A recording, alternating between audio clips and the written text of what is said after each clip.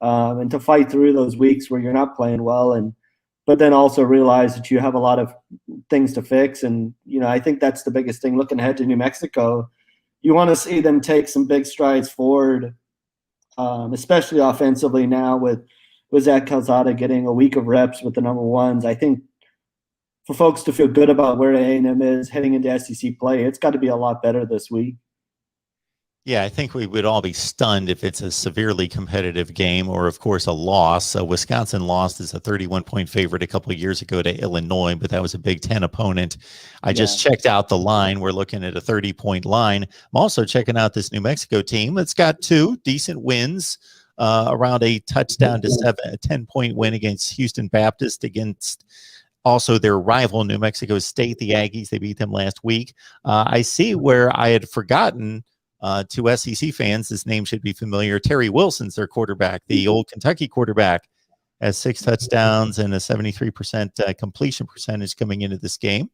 So, yeah, it's a game where you can try to work on the passing game, and obviously Zach Calzada is going to have the big spotlight on him in regards to how's he progressing, developing, working with his wide receivers and trying to crank up that passing game.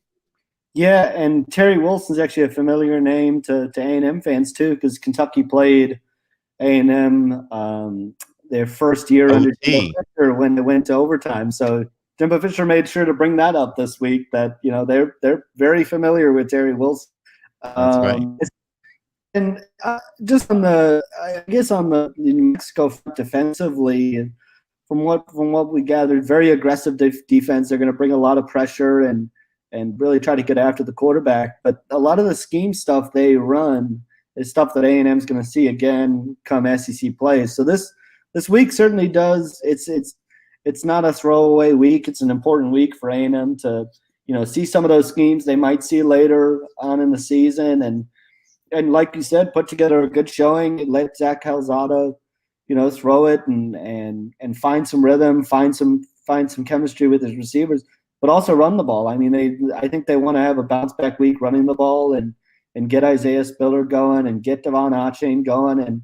And just unfortunately, with the way Kent State played out and with the way Colorado played out, they haven't had the chance to play a lot of younger players. I know A&M fans are at this point just clamoring for Damon Demas to play and would love to see him get in the game. So, I think A&M wants to use this as a chance to get other guys' experience as well, like Moose Muhammad and some of those guys as well. We got post game with Andrew after every Texas A&M game on the Texas A&M channel and the SEC Voice of College Football channel. So join him. He takes your comments, your questions, and gives his take. And, of course, get prepped for the game by going over to Gig'em 247. Check out Andrew's work and everybody else. I'm sure you got some high school football to watch this weekend.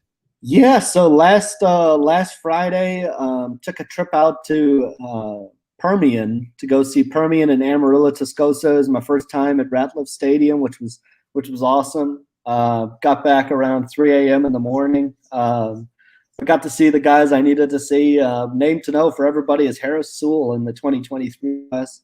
I heard a lot about him, but my goodness, it's a dominating offensive lineman, and you can see why the Alabamas and the Texas A&Ms and the Texases and the Oklahomas are calling. And tonight I'll be Thursday night, if you're watching this today, I'll be heading out to Tyler Legacy and Allen, and then tomorrow night is a huge one in the Dallas area between DeSoto and Duncanville. So 2 powers in the Dallas area. So I'll be out at that one, and should be a really good weekend of games, and then we start district play next week. So some teams are off this week, but got a really good slate going on. So what's typically your approach when you go to these games, and let's say there's one massive recruit out there that you're really focused on, but I'm sure there's these are Texas high school football games. I'm sure there's a couple other guys maybe on your radar. Are you trying to talk to as many people as possible to get some info as well? What's the setup like in covering these recruiting trips? Yeah, so that's one of the best parts about seeing it is you get to see guys that may not even be A&M targets, but you get your look at them as well, can form impressions.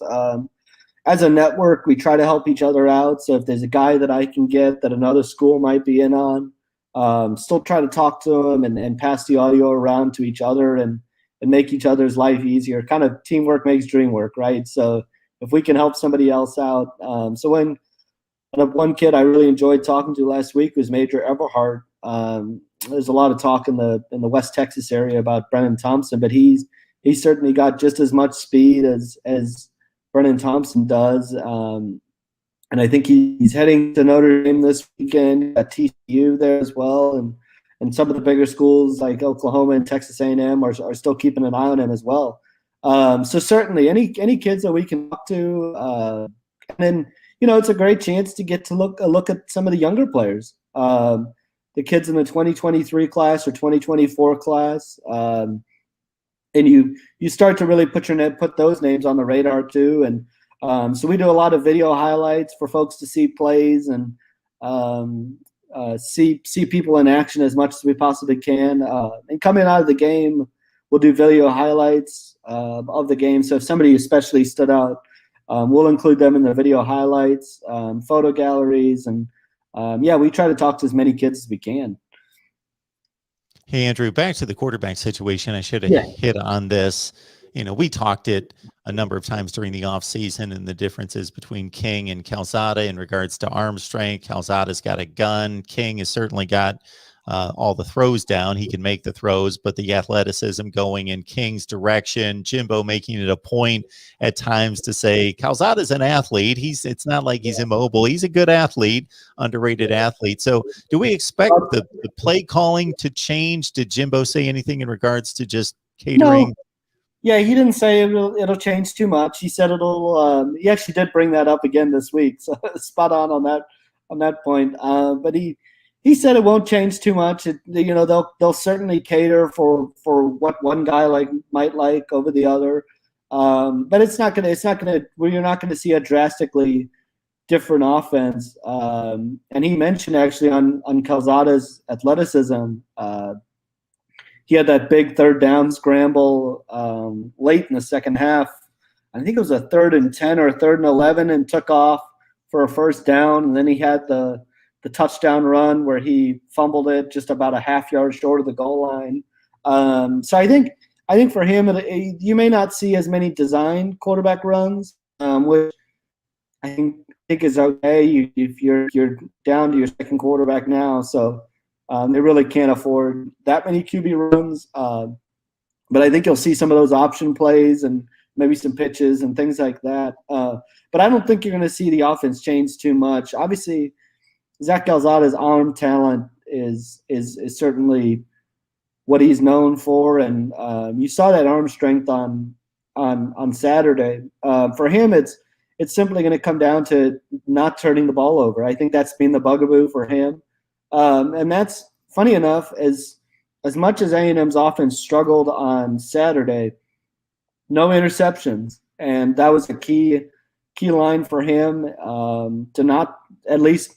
He had the fumble, which is obviously the equivalent of an interception. But for the most part, he protected the ball well. If he didn't see anything there, threw the ball away and lived to go to the next play. And and he can certainly he can certainly make plays with his arms. That's for sure. And I think you'll see a much better offense this weekend because the two of them are very similar in what they can do. And Haynes King, there's no denying he's obviously got a lot of speed and can run, but we saw a little bit of Zach Calzada's athleticism this week, and Jimbo Fisher made sure to make mention of that too.